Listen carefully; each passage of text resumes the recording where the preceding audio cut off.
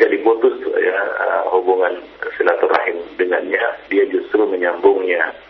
Jadi ya seperti itu tadi. Ya tadi kan sudah kita sampaikan hadis Nabi, seorang laki-laki yang datang kepada Rasulullah, dia mengatakan, aku menyambung tali silaturahim dengan karib kerabatku, justru mereka memutusnya. Aku berbuat baik kepada mereka, justru mereka berbuat buruk kepadaku. Aku santun kepada mereka, justru mereka berbuat jahil kepadaku. Maka Nabi mengatakan tadi ya, jika keadaannya seperti engkau katakan tadi, jika kondisinya seperti yang Ibu sebutkan tadi, ya Ibu ceritakan tadi, maka ya mereka itu seolah-olah telah memakan pasir yang panas akibat perbuatan mereka itu. Nah, bagi kita, ya janganlah kita berkecil hati atau menyurutkan langkah kita untuk menyambung tali silaturahim dan berbuat baik kepada mereka.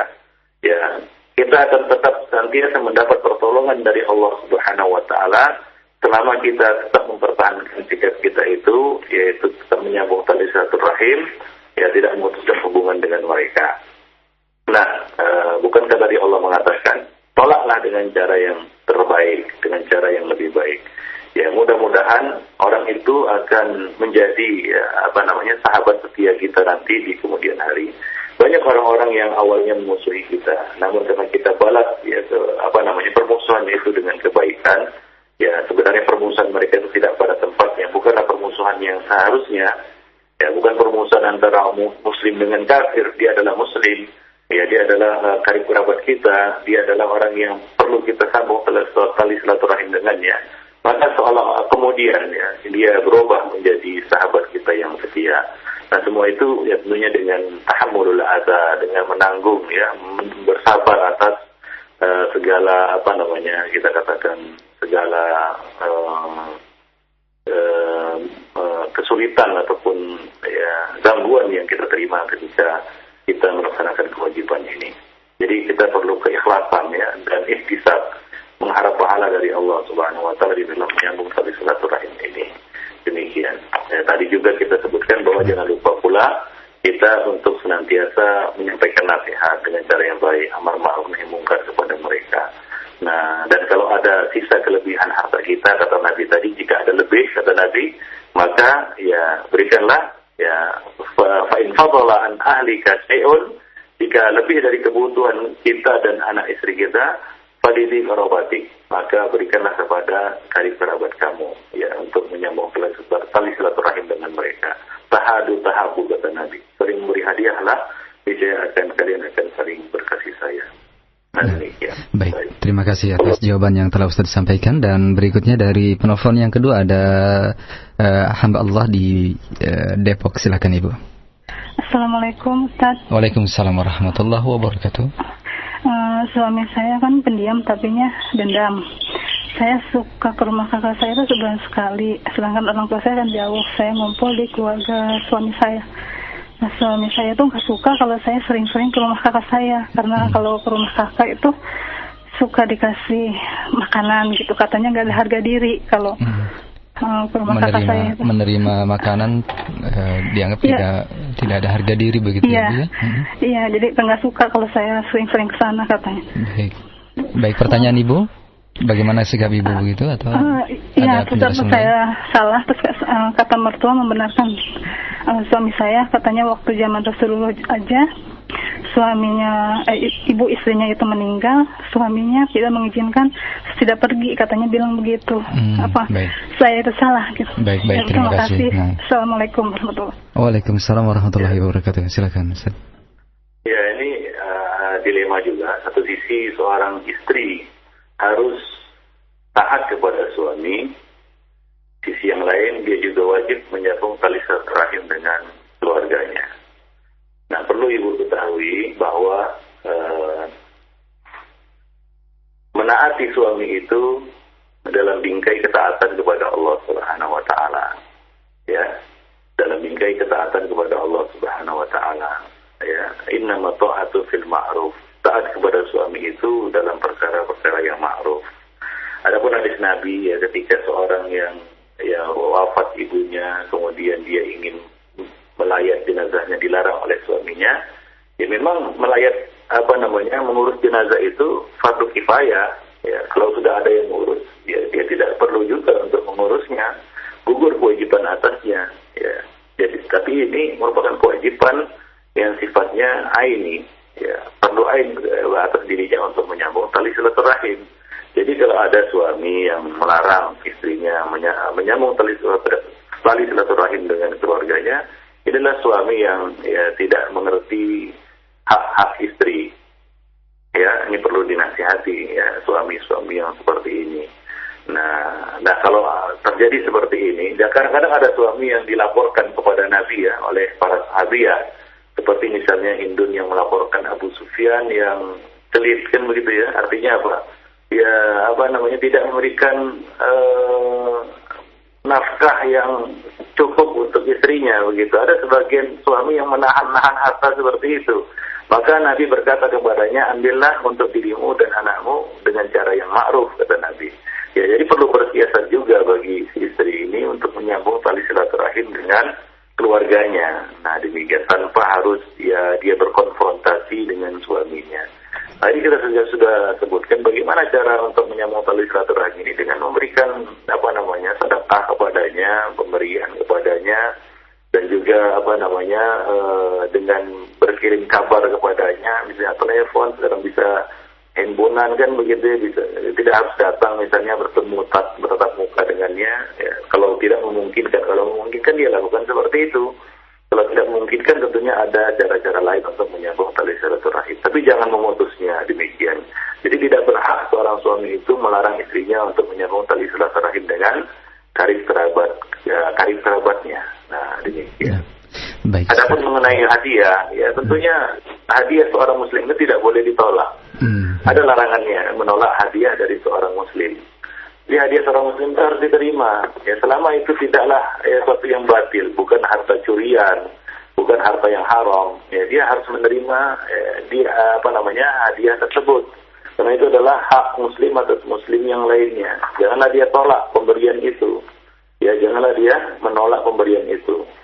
Dan ini dalam hal ini juga harus dijelaskan kepada suami. Mungkin suami belum tahu hukum-hukumnya, belum mengerti hukum-hukum berkaitan dengan hal ini. Ya, tolong diberitahu kepadanya.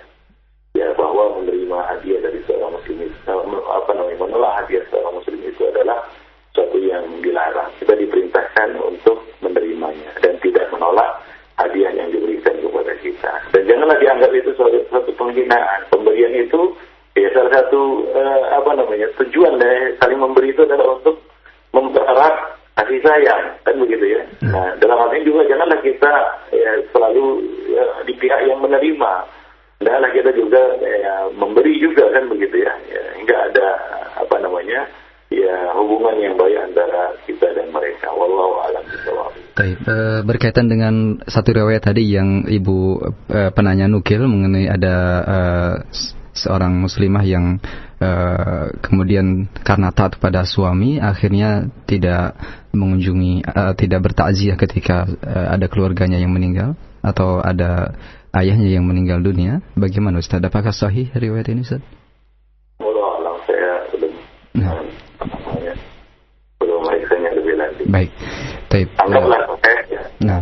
Ya, itu tidak berarti semua perintah-perintah suami harus dilakukan ya. Tadi sudah disebutkan bahwa perintah suami, ketaatan kepada suami itu dalam lingkai ketaatan kepada Allah Subhanahu wa taala. Nah, kalau dia nyuruh maksiat ya kita tidak boleh. Kalau misalnya suami menyuruh kita untuk berbuat maksiat, maka tidak boleh seorang istri itu untuk menaatinya. Wallahu a'lam. Nah. Iya, baik. Terima kasih untuk jawaban yang Ustaz sampaikan, dan berikutnya kita angkat pertanyaan yang datang dari pesan singkat dari pendengar kita. Ya, dari pendengar kita di Jakarta Timur yang bertanya, ya Ustaz, saya mempunyai saudara kandung yang kurang baik akhlaknya, berbuat zalim, selalu mengambil hak dari saudara-saudaranya yang lain, bicara kasar dan selalu mengeluh soal ekonomi. Saya menjadi malas untuk bertemu dengan dia karena menghindari pertengkaran apabila sering bertemu. Apakah hal ini dibenarkan, Ustaz? Mohon penjelasan dan nasihatnya. Jazakallahu khairan. Ya. Nah, tentunya ini kita melihat maslahat ya. Maslahat menyambung tali silaturahim tadi ya bisa dengan banyak cara ya, bukan harus bertatap muka dengannya ya, bisa dengan cara-cara yang lain ya, dengan mengirimkan berita atau kalau misalnya pertemuan ya bertatap muka dengannya justru akan ya melibatkan dalam perbuatan dosa. Misalnya ini orang suka ya kalau sudah duduk bareng gibah aja isinya kan begitu ya. Bisa dengan cara yang lain menyambung tali silaturahim itu ya, dengan mengirimkan hadiah kepadanya atau menyampaikan pesan. Yang jelas dia tidak memutus hubungan dengannya, sambung dengan cara-cara yang lain yang bisa kita lakukan begitu ya. Dan sabar ihtimalul ada. Nah, bisa juga kita mendatanginya tapi kita menghindari dosa di dalam pertemuan itu. Misalnya kalau dia sudah mengarah kepada ghibah dan namimah dan lain sebagainya, ya kita tolak dengan cara yang baik atau kita memberikan nasihat. Nah, demikian. Ya, yang jelas kita tidak boleh memutus hubungan dengan dia walaupun ya kita katakan kondisinya seperti itu. Baik, ya wallahu a'lam. Nah, baik, terima kasih untuk jawabannya. Dan berikut dari Pak Abdullah di Jawa Timur yang bertanya, ya Ustadz, bagaimanakah caranya kita menyambung tali silaturahim bagi mereka yang nasabnya terputus, semisal anak hasil zina? Jazakallahu khairan ya Ustadz. Ya, mengenai anak hasil zina, ya itu dinisbatkan tetap kepada ibunya atau kepada bapaknya ya. Jadi penisbatan itu tetap ya kepada ayah dan ibunya dari hasil benih mereka. Ya, dan ya tentunya di sini ya anak itu tidak bersalah sebenarnya. Ya, anak itu tidak membawa kesalahan orang tuanya. Ya dia juga tetap punya hak untuk mendapatkan kasih sayang dari keluarganya yang lain ya, walaupun dia itu adalah anak hasil dari zina. Jadi janganlah kita menganaktirikan atau menganaktirikannya atau hingga dia terkisih dari dari keluarga. Ya, karena anak itu tidak bersalah itu.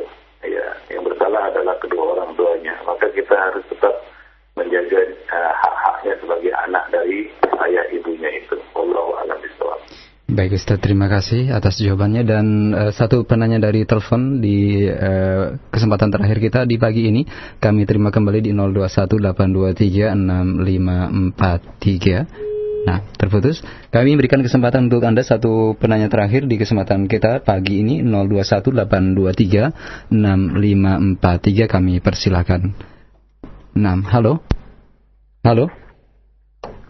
Ya, kami persilakan. Silakan. Halo. Baik, satu pertanyaan terakhir saja melalui pesan singkat kita angkat saja dari pendengar kita di kesempatan pagi hari ini. Ya Ustaz, saya dibesarkan oleh orang lain, sementara saya dibesarkan oleh orang lain, sementara ibu saya tidak memberikan pendidikan dan tidak membesarkan saya dari sejak umur 2 bulan. Bagaimanakah upaya saya untuk bisa memberikan atau bisa menyambung tali silaturahim, sementara hati ini terasa sedih dan bercampur marah melihat kondisi hal ini. Terima kasih Ustaz. Dari Ummu Sumayyah di Jakarta, silakan. Ya, hendaknya seorang insan itu menyadari ya bahwa dia tidak hidup sendiri di dunia ini. Dia kehadirannya juga di dunia melalui sebab-sebab dari orang lain. Ya, kemarin kita sudah jelaskan yang paling berjasa atas segala kehadirannya di dunia ini adalah ayah dan ibunya ya. Ayah dan ibunya. Ya, dan maka dari itu haram atasnya untuk berbuat durhaka kepada ayah ibunya. Kemudian orang-orang yang punya andil juga di dalam hal ini, ya, andil juga kepada ayah ibunya, saudara-saudara ibunya, kerabat ibunya dan ayahnya, yang juga punya andil dalam hal ini, ya, atas kehadirannya dan keberadaannya di dunia. Maka dia harus menyadari hal ini. ya, dan dia tetap berbuat baik kepada mereka, tetap menyambung silaturahim dengan mereka, ya, dan bersabar atas perlakuan dan sikap-sikap buruk yang mungkin dia terima dari karib kerabatnya itu. Nah, demikian. Walau bagaimanapun mereka itu punya hak atas diri kita, dan kita punya kewajiban terhadap mereka. Kalau mereka tidak melaksanakan kewajiban mereka terhadap kita, janganlah kita berbuat hal yang sama, ya, tidak melaksanakan kewajiban kita terhadap mereka. Karena kalau kita berat dengan perbuatan yang serupa, ya apa bedanya kita dengan mereka? Nah, tentunya ini kewajiban, sebagaimana kita sebutkan tadi, ini merupakan kewajiban kita. Ini merupakan kewajiban kita untuk menyambung tali silaturahim dengan orang-orang itu. Dan beratnya ya ancaman terhadap orang-orang yang memutus tali silaturahim ini, ya, ini menjadi cambuk bagi kita untuk melaksanakan kewajiban tersebut.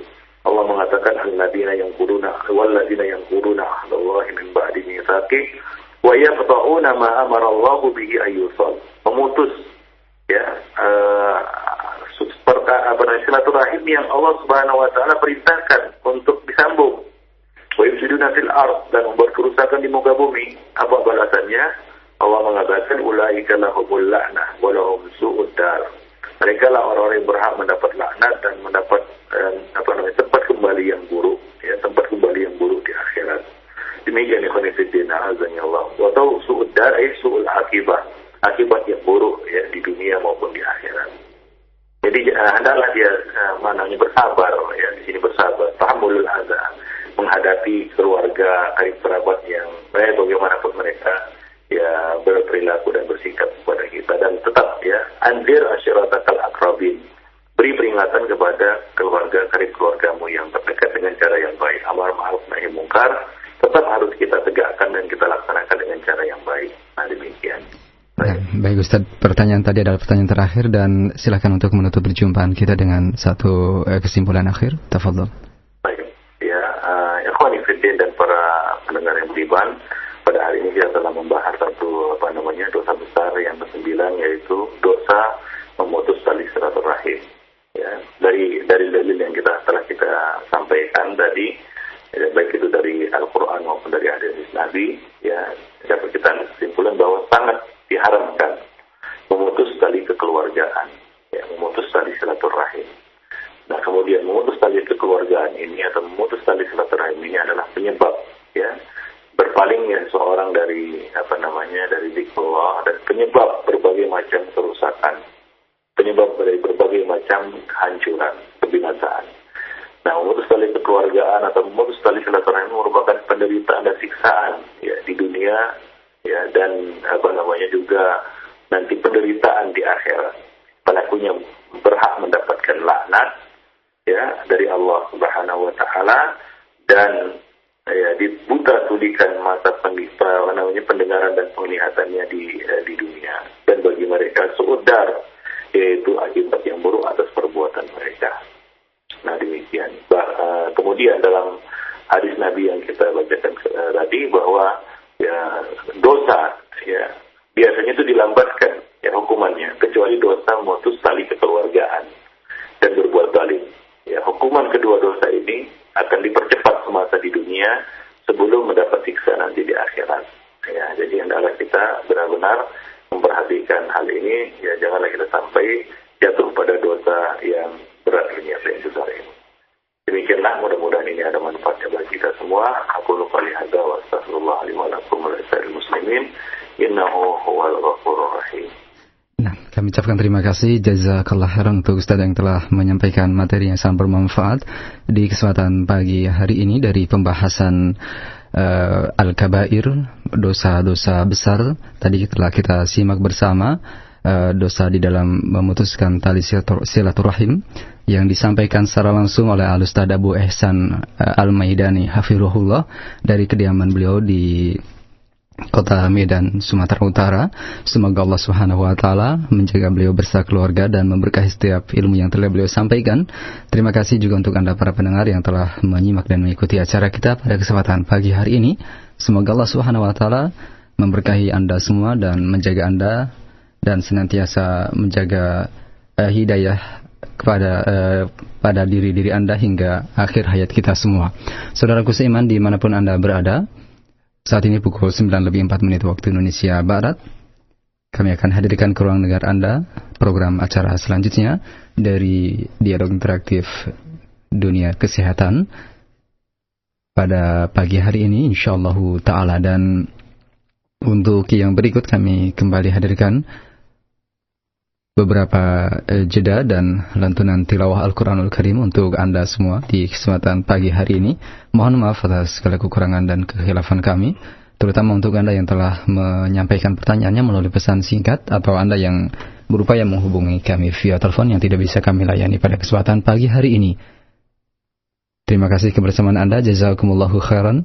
Subhanakallahumma wa bihamdika asyhadu an la ilaha illa anta astaghfiruka wa atubu ilaik. Wassalamualaikum warahmatullahi wabarakatuh.